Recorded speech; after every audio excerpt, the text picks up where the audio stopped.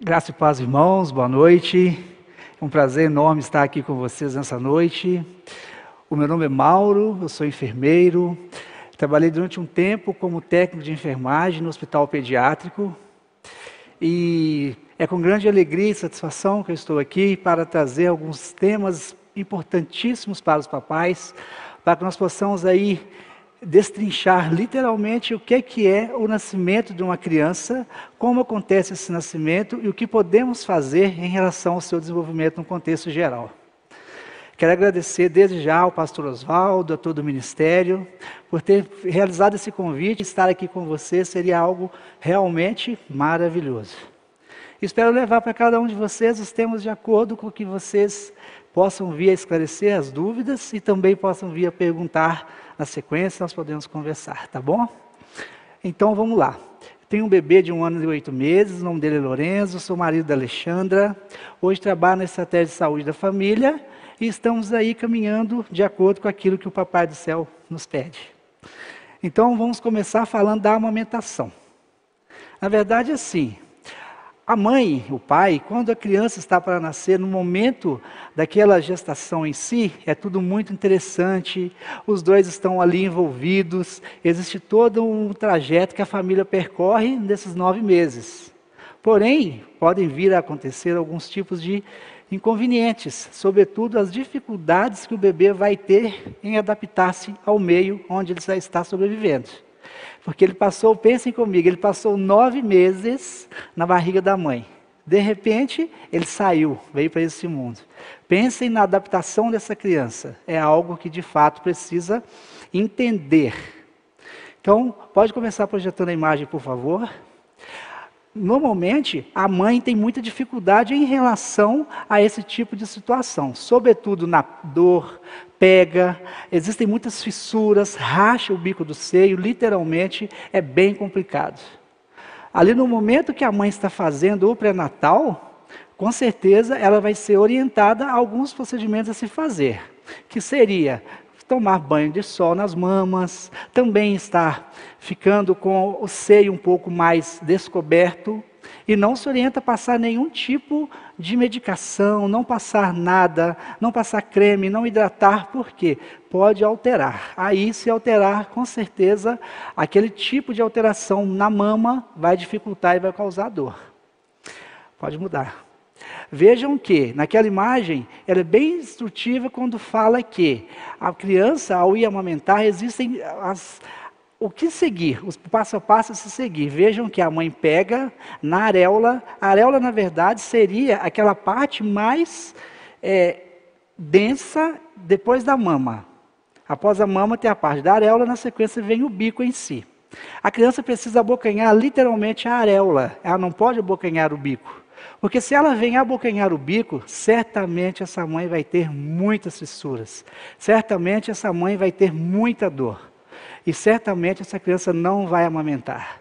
E essa criança não amamentando, aí já começa todo o estresse em decorrência disso. A família vai ficar desesperada. Ao colocar o bico do peito, ao colocar o bico dentro da boca da criança, veja que a mãe faz um C. Literalmente ela faz um C, coloca a boquinha da criança, ok, deu tudo certo. E não pode haver barulho, daquele barulho que se faz. Aquele barulho é algo que está acontecendo e que a pegada da criança na mama não está adequada. Pode mudar, por favor? Então aquela imagem é bem instrutiva também que explica que a criança pega a boquinha, ela coloca a boquinha literalmente na areola, e daí o queixo vai estar voltado ao seio contrário, e ao estar assim, certamente ela vai amamentar-se bem e vai dar tudo certo. Agora nós vamos falar um pouco das dificuldades que podem vir a surgir no que diz respeito à amamentação, que realmente é aquilo que é o mais complicado. As dificuldades podem vir quando a mãe tem um mamilo invertido ao plano. Esse mamilo invertido ao plano não é problema. A criança não vai deixar de amamentar porque está com o mamilo invertido ao plano. Na verdade, não é o que não vai fazer, só dificulta. Basta que essa mãe tenha, no momento ali que está fazendo o pré-natal, vai ser informada essa situação e aí vai ter os procedimentos cabíveis a se fazer. E também a questão de dar a fórmula. A criança, quando nasce, muitas vezes, os pais acham que a criança, ela não está amamentando bem. Ah, a criança está com fome. Ah, o meu bebê precisa de fórmula. Aí começa a dar a fórmula para o bebê no momento em que não é para dar a fórmula. E isso é preconizado, inclusive, por todos os pediatras, inclusive é preconizado pela Sociedade Internacional, que o leite materno, ele é exclusivo, único e 100% garantido o melhor alimento do mundo que Papai do Céu deu de graça para as nossas crianças. Ou seja, quando a mãe vai dar o mamar para o nenê, existe o colostro, que é o primeiro leitinho que sai. Na verdade é uma aguinha bem viscosa que sai no primeiro momento, os 3 dias. Ali, certamente, vai ser a primeira vacina que esse bebê vai ter. Essa vacina vai conferir àquela criança muita saúde, essa criança não vai ter nenhum problema alérgico, vai ser uma criança que vai se desenvolver bem, vai ser uma criança que vai ter uma maturidade imunológica bem adequada. Aí o que acontece? Entra-se com a fórmula, aí a criança começa a pensar, entre a fórmula e o leite da minha mãe, eu vou ficar com a fórmula. Por quê? A fórmula é mais saborosa. O leite materno não vai ser tão saboroso conforme a criança precisa que seja. Então, sendo assim, aconselha-se não fazer isso. Aconselha-se usar o leite materno especificamente. E vai causar mastite, porque a criança não vai estar amamentando bem. Os ductos mamários vão estar obstruídos, o leite não vai sair. Essa mãe vai precisar tratar-se, vai precisar tomar antibiótico, vai precisar talvez ficar até um tempo sem estar dando mamar para o bebê, e aí vai fazer que o bebê não amamente-se bem. Outra coisa também que é um dificultador é o freio de língua curta. O freio de língua curto, na verdade, é algo que muitas vezes passa desapercebido pelos pais.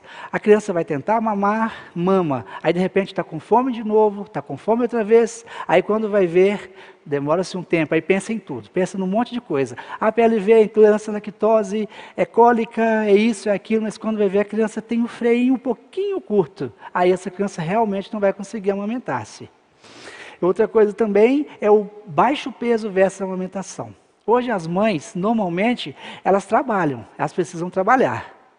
Talvez a licença maternidade, dependendo do momento, se a mulher tira a licença maternidade entre a 38ª semana para baixo, essa mulher vai voltar a trabalhar quando a criança estiver ali beirando 5 meses e meio. Aí o que acontece? Essa mãe vai ter que voltar a trabalhar precocemente. Com isso, a criança vai para a escolinha ou vai ficar com a babá. De repente, quando vai ver, está inserindo a fórmula.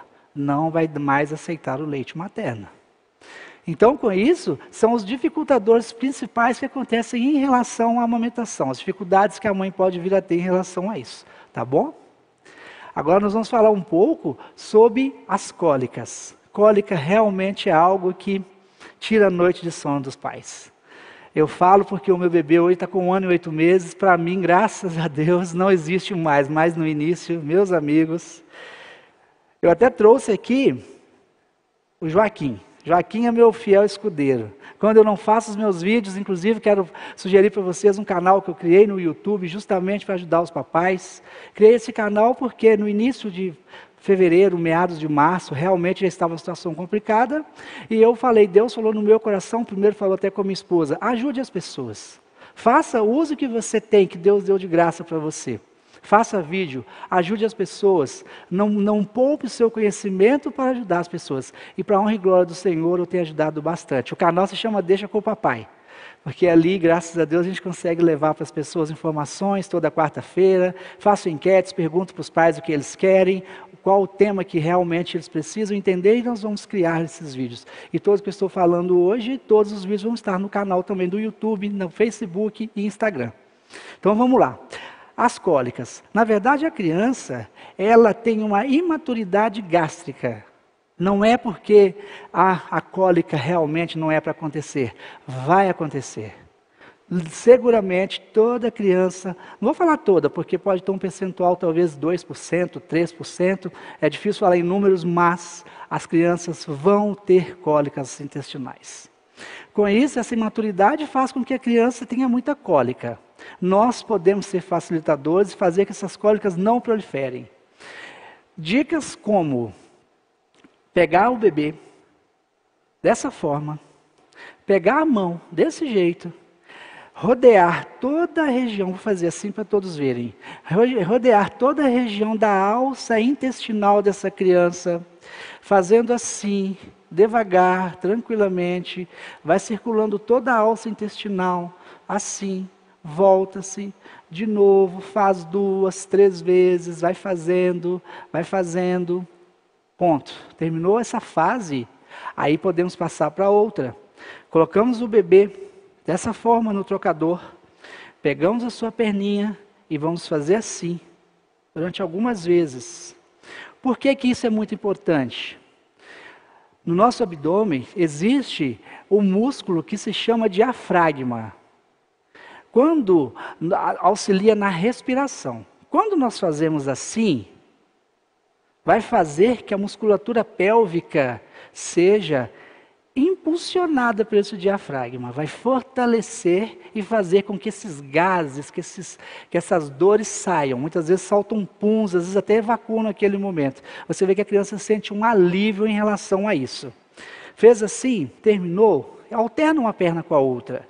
Dessa forma, vai conversando com a criança, porque eu lembro a vocês que a criança, ela é feita de rotina. Toda criança existe uma rotina. Se vocês forem ver, pegar uma criança de manhã, acostumar, dando mamar quando ela acorda, trocando a fralda, fazendo massagens, deixar dormir um pouco, descansar, de novo, amamentar-se. Aí tem um horário que ela vai descansar, você vai ver que automaticamente a rotina dela vai ser estabelecida, porque ela vai começando a entender que ela de fato é um ser humano e está conosco e precisa ser de fato uma pessoa amada, e ela vai se sentir amada porque vai ter um vínculo.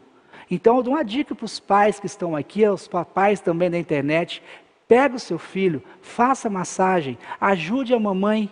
É muito importante no momento da amamentação, papai, você está ali ajudando essa mãe. É muito importante, psicologicamente falando, é muito importante. Essa mãe vai ficar muito feliz quando ela estiver no pós-parto, voltando um pouco sobre tudo que eu estou falando para vocês, quando ela estiver no pós-parto e que ela está amamentando, vai eliminar muitos problemas para essa mãe, psicologicamente falando. Essa mãe vai ter uma involução uterina. Quando você pega, no caso, o útero, quando o bebê nasce, o útero existe a evolução uterina. Quando o bebê vai chegar e teve o nascimento em si, existe a involução uterina. Essa involução uterina é muito importante porque ali vai dizer se a questão de hemorragia, sangramento intrauterino, ou seja, quando a mãe está amamentando, os hormônios vão fazer que a involução uterina aconteça com maior facilidade. Isso é muito importante. Então eu incentivo vocês, papais, aproximem-se da mamãe quando ela for dar de mamar, ajudem a ela, ofereçam uma água, um lugar tranquilo, aconchegante, porque com certeza vai ser muito bom. E voltando em relação às cólicas na criança, para finalizar, podemos fazer um rolo dessa forma. Pega, faz assim, assim, vai girando algumas vezes. Fazendo isso 3, 4 vezes ao dia, 5 talvez, vocês vão ver que a qualidade de vida dessa criança vai melhorar e melhorar muito. Agora nós vamos falar de um assunto que é mais complicado um pouco, que é o refluxo gastroesofágico. E aí nós vamos falar um pouco sobre essa questão de colocar a bolsinha, essa bolsa, ao colocar na barriguinha do nenê, você pode aquecê-la no forno micro-ondas por no máximo 3, 4 segundos, deixar ali, pode mudar o slide por gentileza, e aí vai fazer um charutinho. Ao fazer o charutinho, o próximo, ao fazer o charutinho, você vai ver que a criança vai se sentir como se estivesse no útero da mãe. Ao colocar a criança no charutinho daquela forma, vocês vão ver que ela vai se sentir confortável, a criança vai se sentir mais aconchegada, ela vai se sentir melhor, porque é como se estivesse montando e ela se sentisse dentro do útero da mãe, porque dali o charutinho vai fazer que ela se sinta mais confortável mesmo. Algumas crianças não gostam do charutinho, vão se sentir assim um pouco presas demais, às vezes vão ficar chorando, vão ficar incomodando, mas aí vai de você ter a criatividade, deitar a criança no colo, fazer um pouco com ela dessa forma assim, e vai caminhando, que com certeza, fazendo esses procedimentos, essa criança vai se sentir bem melhor em relação àquilo que é um dos piores problemas, que são as cólicas. Voltando, Nós vamos falar em relação a essas cólicas no recém-nascido. Recém-nascido que acabou de nascer, dias. Essa foto, eu estive na casa de um casal de amigos que solicitou que eu estivesse os ajudando, que eles estavam com este problema. Então, ali eu mostro como eu faço as massagens no bebê, a forma com que acontece. Veja que ela estava bastante calma, ela estava mais tranquila.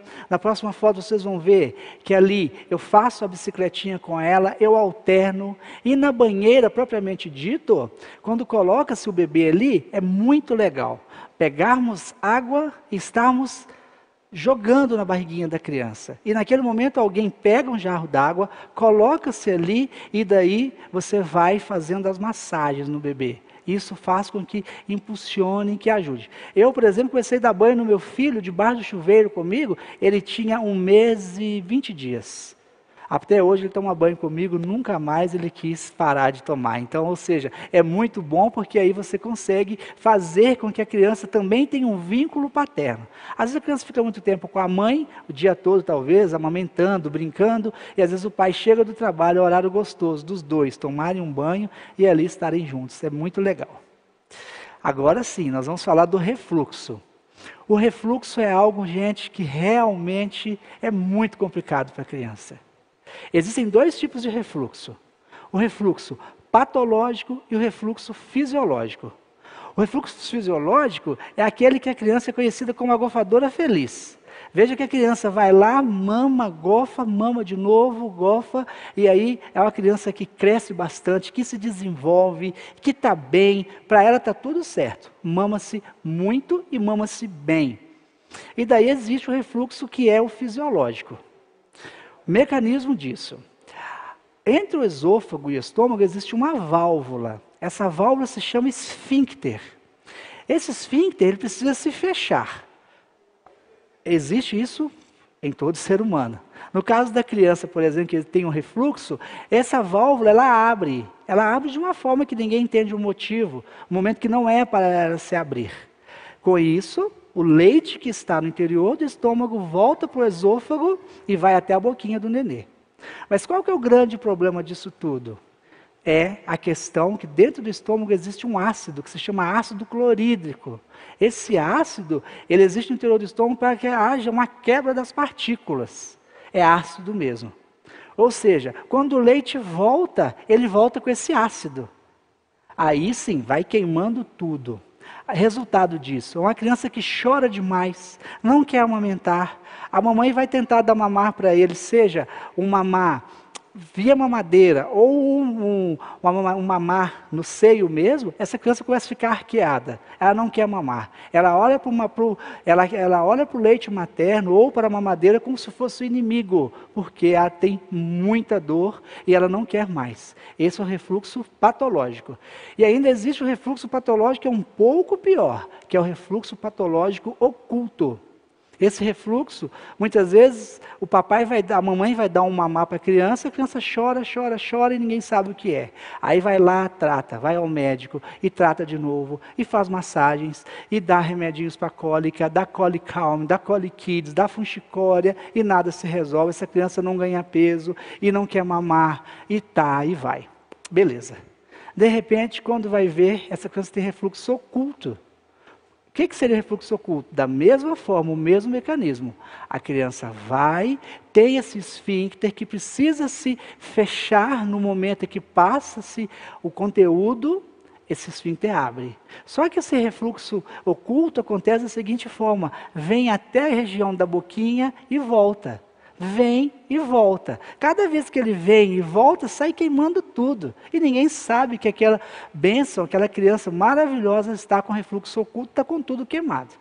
Só que essa criança, uma característica muito grande, é que ela tem bastante infecção de ouvido, muitas vezes infecção de garganta, aí sim começa a ver, mas a criança não mama, a criança não faz nada, mas tem muita dor de garganta. Aí vai descobrir que é o refluxo oculto. Pode passar, por favor. As dicas seriam estar usando aquele travesseiro anti-refluxo. A criança terminou de mamar, ou até mesmo decorrer do dia, a hora que ela vai dormir-se, coloca a criança daquele jeito, como na outra imagem que eu vou mostrar ali agora para vocês. Daquele jeito. Terminou, coloque a criança com a barriguinha daquela forma, o travesseiro anti-refluxo vai ajudar, vai fazer com que a criança não sinta tanto mal como ela está sentindo. Aí vai ter os tratamentos médicos a se fazerem. E eu lembro a vocês que todo medicamento que for dar para uma criança, precisa se ter a recomendação médica. Não pode pegar simplesmente e dar um remedinho para a criança porque está achando que é algo. Dipirona, Lufital, paracetamol, enfim. Tem que ver primeiro se essa criança, qual que é a dor, o motivo daquela dor, e se essa criança não tem uma alergia a algum tipo de medicamento, que pode piorar muito mais a situação. Pode mudar, por favor? Agora nós vamos falar sobre o desengasgar um bebê. Engasgo nas crianças é algo realmente muito complicado.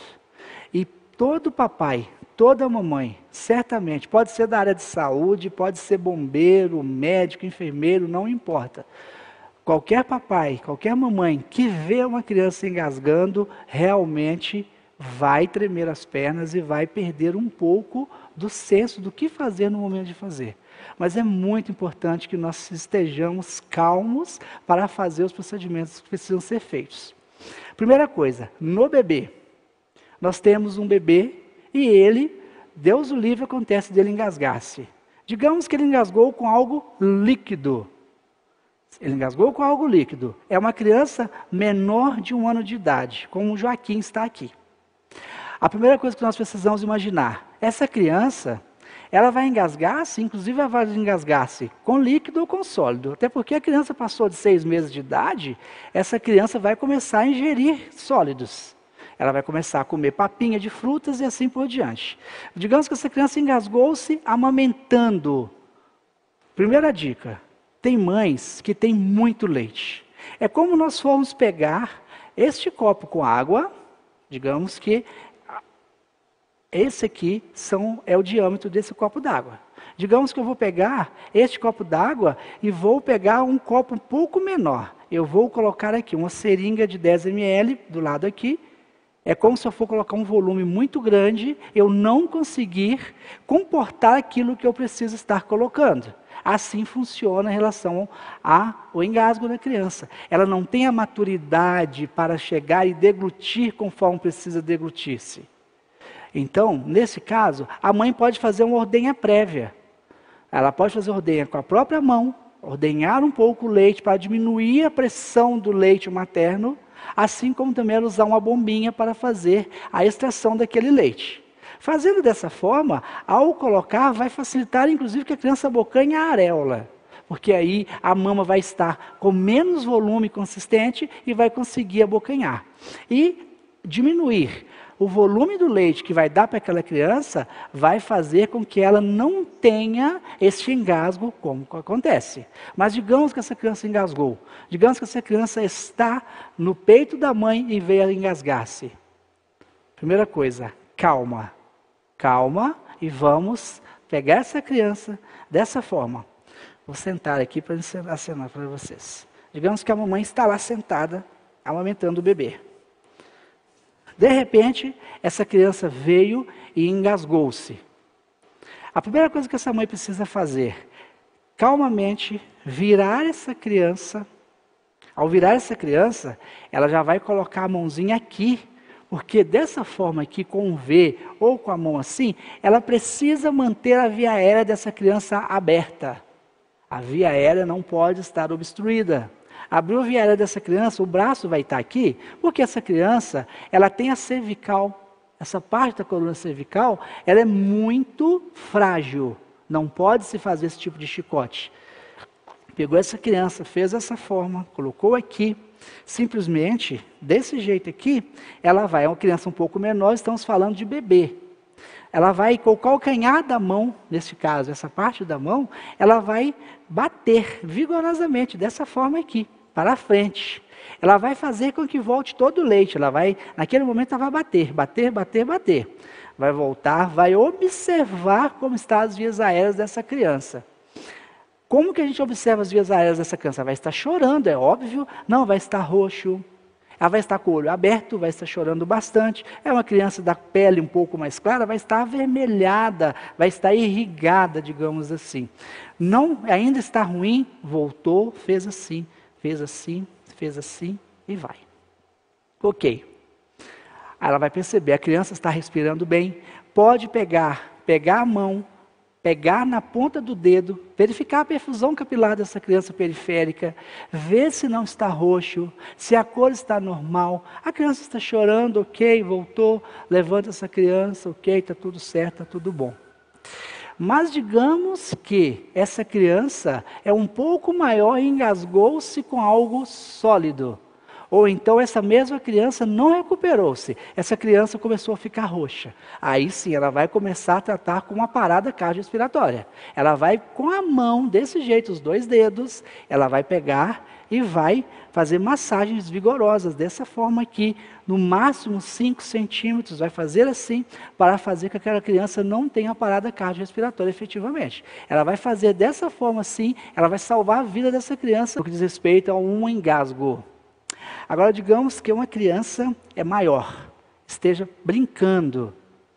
Ela está brincando, pegou algum tipo de brinquedo e colocou na boca. A primeira coisa que nós precisamos imaginar, ao estarmos nervosos, levar a mão na boca daquela criança, nós vamos empurrar o objeto. Nós não podemos fazer isso. Digamos que a criança está brincando, de repente ela começa, você viu que ela engasgou-se. Ela engasgou-se, é um pouco maior, você vai pegar aquela criança, você mesmo vai encostar na parede, você vai pegar essa criança, vai colocar a mão dessa forma, à altura da cicatriz umbilical, e vai fazer a manobra de Heinrich. E vai fazer dessa forma, vai fazer isso, olha. Fazer assim, até aquela criança devolver o que ela está na boca. Até ela devolver. Isso é muito importante que se faça, isso salva vidas e faz com que nós não percamos a nossa joia rara que o Senhor colocou nas nossas vidas, sabe? Essa manobra de Heinrich, ela é feita no adulto, na criança. No caso do adulto, que não é muito o foco da nossa palestra aqui, mas no caso do adulto, você tem que ficar de pé, colocar dessa forma e fazer desse jeito que eu fiz, mais vigorosamente, à altura também da cicatriz umbilical. Pode mudar, por favor. Agora, nós vamos falar da intolerância à lactose. A intolerância à lactose realmente também é algo que prejudica bastante os bebês. Assim como na fruta existe a frutose, no leite existe a lactose. No nosso intestino existe uma enzima que se chama lactase, que é a responsável pela quebra da lactose. Não é muito comum que o bebê tenha intolerância à lactose. Até porque, se todo bebê tivesse intolerância à lactose, provavelmente não haveria sobrevida na Terra. Porque o leite materno, ele tem a lactose. Comumente, normal. E assim, o que acontece? A lactose, existe a quebra dessa partícula e aí o bebê ingere. Aí, muitas vezes, os pais ficam preocupados. Primeira suspeita do pai, está chorando muito, meu filho tem intolerância à lactose. O meu filho tem intolerância à lactose. Ok, nós precisamos imaginar que pode ser sim intolerância à lactose. Porém, existem outros fatores mais importantes que precisam se observar. Aí vai começar a retirar da mãe os tipos de alimentos que ela está ingerindo que tem a lactose. Aí vai começar a perceber-se que, de fato, essa criança tem intolerância à lactose. Só que a intolerância à lactose normalmente acontece com um bebê um pouco mais velho. Não acontece com um bebê recém-nascido. É pouco comum. Diferente, eu vou falar agora, pode mudar por gentileza, da APLV. A APLV estimula, no caso, o sistema imunológico e aí realmente pode vir a acontecer com maior frequência na criança. Sinais e sintomas como a criança ter febre, diarreia, cólicas, muitas cólicas, aí fica tendo cólicas assim inconsoláveis, tudo que faz nada se resolve, aí você vai ver que a criança realmente tem a APLV. No caso da APLV é muito importante porque hoje existem exames que são feitos, é importante fazer o diagnóstico precoce, quanto mais precoce se faz o diagnóstico, melhor é.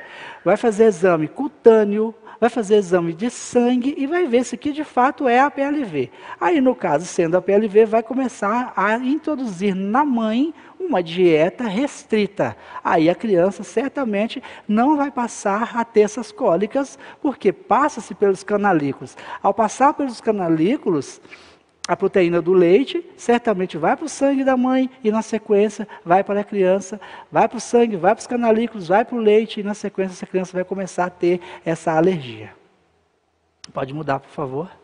Agora, outro tema extremamente importante, e eu lembro a vocês mais uma vez, que todos esses temas que eu trouxe aqui, eu conversei um pouco com o pastor Oswaldo, de acordo com a solicitação, que são temas assim, muito importantes, nós vamos falar assim, talvez dias e dias não vamos terminar. Nós escolhemos alguns que de fato fazem a diferença.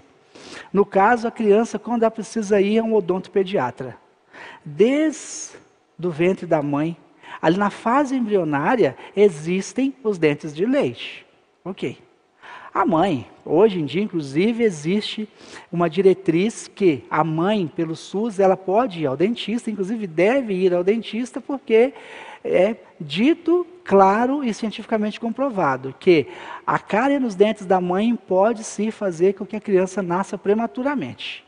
No caso do bebê, quando tem o dentinho ali, ele vai nascer o dente talvez de 3, 4 meses de idade, precisa, dos 3, 4 meses, estar conversando com o odontopediatra, para ver como que está a posição daquele dente, se existe um dente extranumerário. Inclusive eu vi uma criança que nasceu com dentinho. Ela já nasceu com o dentinho, quando foi ver era um dente extranumerário, e teve que realmente, no momento adequado, fazer a extração daquele dente.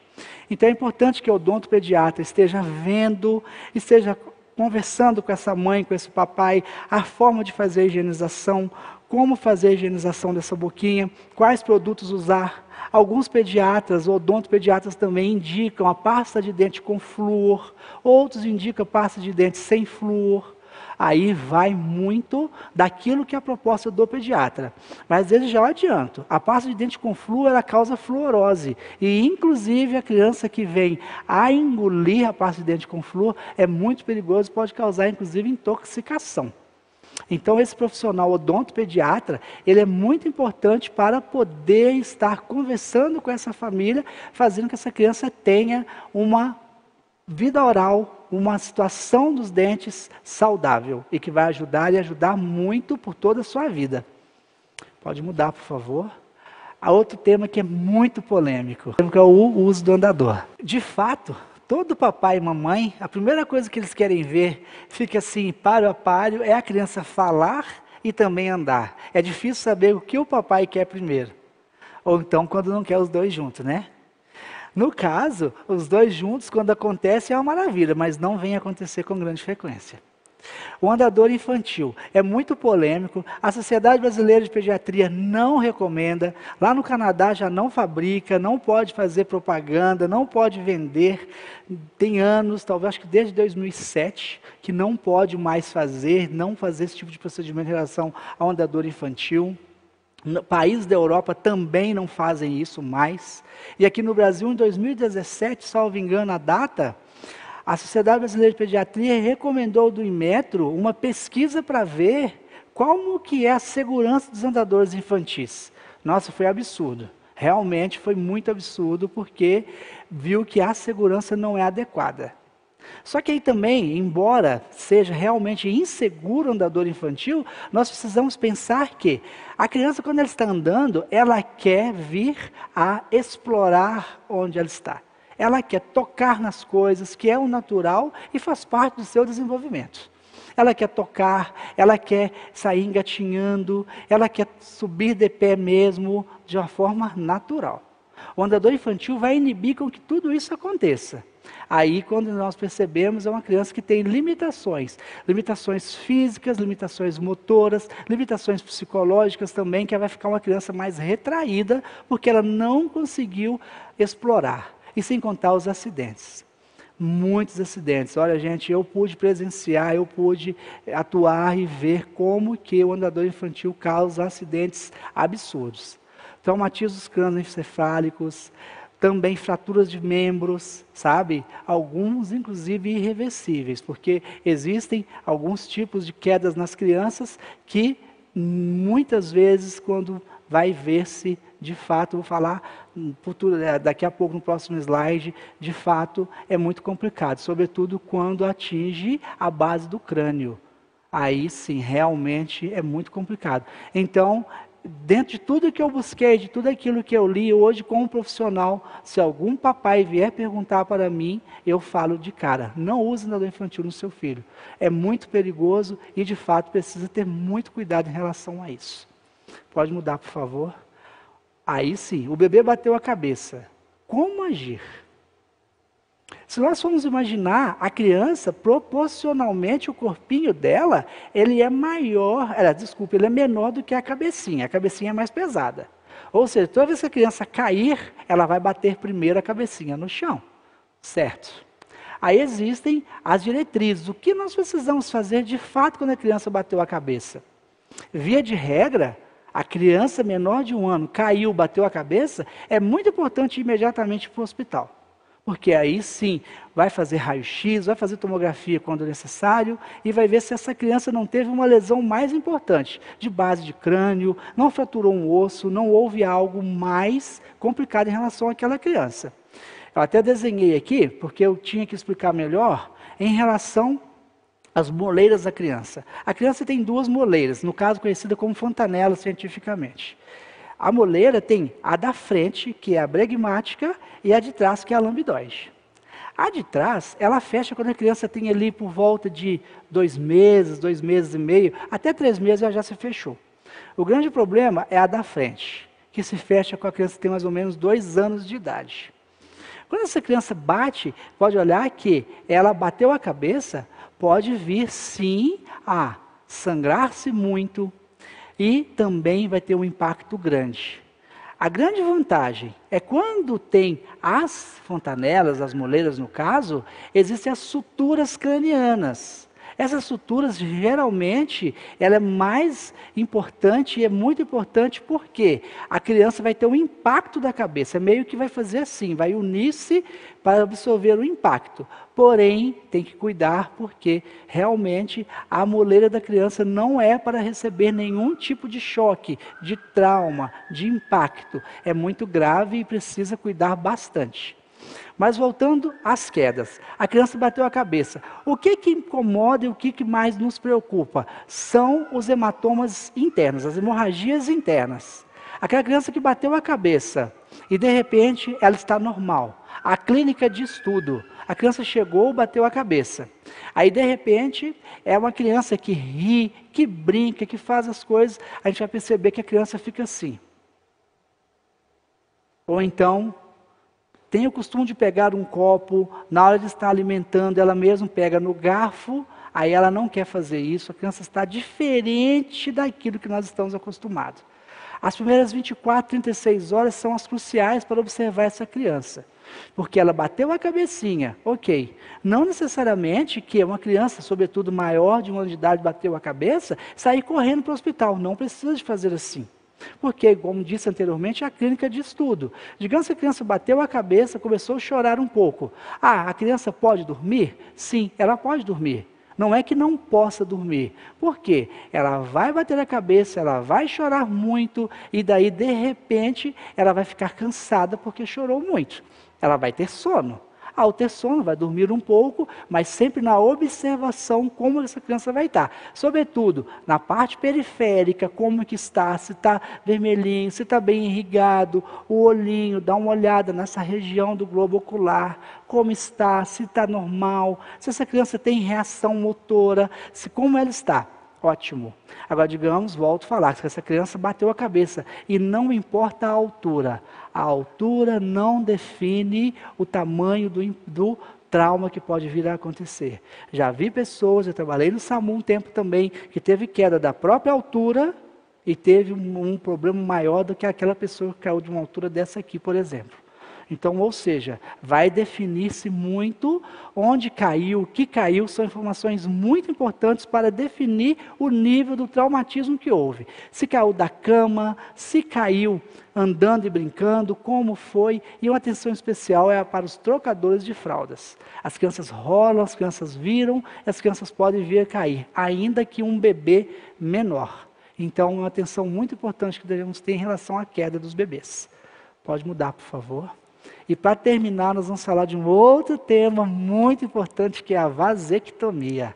A vasectomia, ela é tida como a esterilização definitiva. A definição simples e básica da vasectomia. Pode mudar a foto, por favor. O mecanismo que acontece em relação à vasectomia. Existe, na bolsa escrotal, existem os testículos. Aos testículos compete a produção dos espermatozoides. Saindo dos testículos, esses espermatozoides vão para o epidídimo, que é ali, ele fica bem juntinho dos testículos e ele é o responsável para amadurecer os testículos, os espermatozoides. Esse amadurecimento acontece, ele fica ali armazenado e depois o caminho do espermatozoide é pegar o ducto deferente, subir e ir até a vesícula seminal, passar pela próstata para na sequência sair na ejaculação. Hoje tem uma lei, inclusive, que se fala que é do planejamento familiar, que no SUS, de graça, faz esse procedimento. Inclusive tem uma lei que fala bem certinho, conforme fazer, a forma que vai fazer, o que precisa ser feito. Eu vou deixar para vocês na sequência, eu deixo o número dessa lei, que explica como que o homem precisa ter 60 dias do seu manifesto, ele pensar como vai ser feito essa questão, se de fato ele está resolvido o que vai fazer.